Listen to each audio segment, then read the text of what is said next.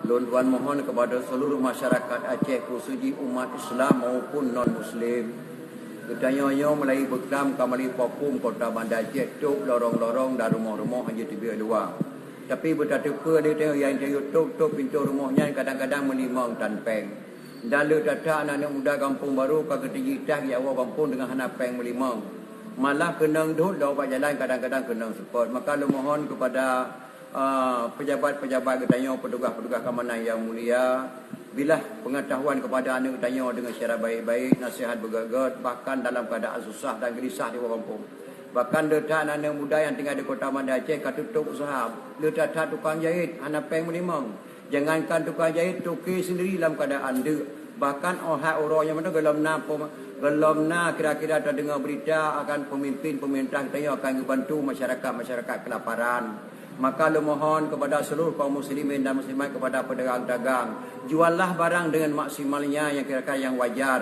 Nepu belah buah manok yang wajar, nepu belah minyak makan yang wajar. Bahkan miana kemudahan tolong bantu ngangai ngedanya yang musibahnya hanya kedebit rumah hana brih mutikai termasuk lontuan tu kuih mengampung. Dia tata anak muda yang mengandung bak lontuan hanya lo jawab siapa.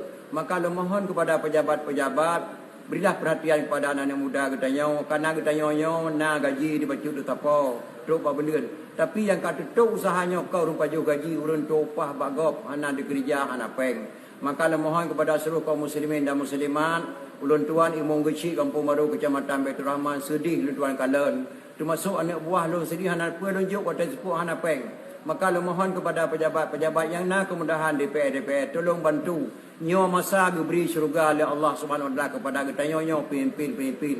Maka lu mohon kepada pedagang-dagang, juallah barang yang kakak yang wajar menurut keadaan tengah musibah. Maka eno mata sepatah kata pribadi lun tuan pegahnya isi hati si tengah mata lun ro, lu mohon kepada pejabat-pejabat tolong bantu kepada masyarakat yang nana kemudahan, yang hana kemudahan hana masalah. Mungkin eno mata sepatah kata balun tuan selaku Imong Geci Kampung Baru Kecamatan Baitur Rahman, Tunku Abdul Aziz Bandar Aceh. Sekian dan terima kasih, wabillahi taufiq wal hidayah. Assalamualaikum warahmatullahi wabarakatuh.